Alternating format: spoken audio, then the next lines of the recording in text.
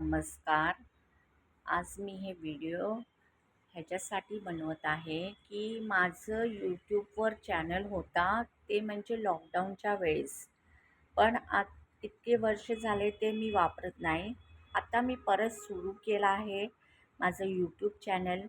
ह्याच्यासाठी नाही की मला की फेमस पाहिजे किंवा पैसा पाहिजे असं नाही. तर मी माझ्या पोरीसाठी ते यूट्यूब चॅनल चालू केलं आहे. माझी पोरगी आहे, मी तिला चांगलं शिकवलं आहे, पण ती पोरगी माझी तिला इच्छा आहे की तिचं डान्स करिअर असावा. म्हणून तिचं स्वप्न आहे की ती पुढे जाऊन डान्स स्टुडिओ खोलणार आहे. म्हणून मी ते यूट्यूब चॅनल चालू केलं. त्याच्यावर मी तिचे डान्स पोस्ट करणार आहे. आणि माझी इच्छा आहे की तुम्ही सर्वांनी माझ्या पोरीला सपोर्ट करा. तिच्या डान्स व्हिडिओला लाईक द्यावं, कमेंट्स करावा. ह्याच्यासाठी मी तो माझा यूट्यूब चॅनल सुरू केलेला आहे.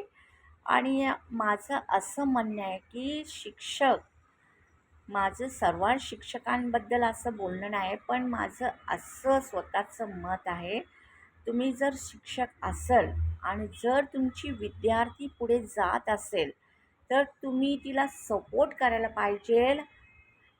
तिला प्रेरणा द्यायला पाहिजे की आणि तिच्या पुढे जाण्यावर तुम्हाला खुशी असायला पाहिजे, तुम्ही आनंद असायला पाहिजे. जेव्हा तुम्ही ऐकाल की की ती काय सुरू करत आहे नवीन किंवा तिने तिच्या करिअरमध्ये पुढं गेलं तर तुम्हाला आनंद व्हायला पाहिजे. असं नाही की ती काय सुरू करते किंवा तिने काय पुढं गेली तर तिला मागं खिचावं. माझं असं म्हणणं आहे की शिक्षकांसाठी की तुमचा विद्यार्थी पुढं गेला तर तुम्ही त्यासाठी आनंदी व्हायला पाहिजे. असं नाही की तो पुढं गेला की तुम्ही आपलं तोंड हप करावं किंवा त्याच्याबद्दल दुसऱ्या विद्यार्थ्यांसमोर त्याच्याबद्दल बोलावं. ही फार वाईट प्रवृत्ती आहे असं मी म्हणत. मी स्वतः शिक्षक आहे, पण माझा विद्यार्थी कधी मला रोडवर भेटतो आणि म्हणतो की मी आज माझं या या इथं दुकान चालू केलं आहे, मी इथे कामाला आहे, तर मला आनंद होतो, खुशी होतो. तो विद्यार्थी मला म्हणतो की आज मी या कंपनीत कामाला आहे.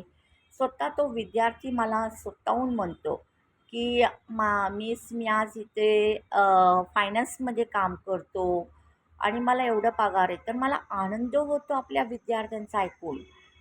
मला खुशी होते की आम्ही शिकवलेला मुलगा आज चांगला कमावतो. म्हणजे ही गोष्ट आनंदाची आहे किंवा द्वेषाची भावना शिक्षकांची नसावी. तुम्ही शिक्षक आहे तर तुमचं मन उदार असायला पाहिजे.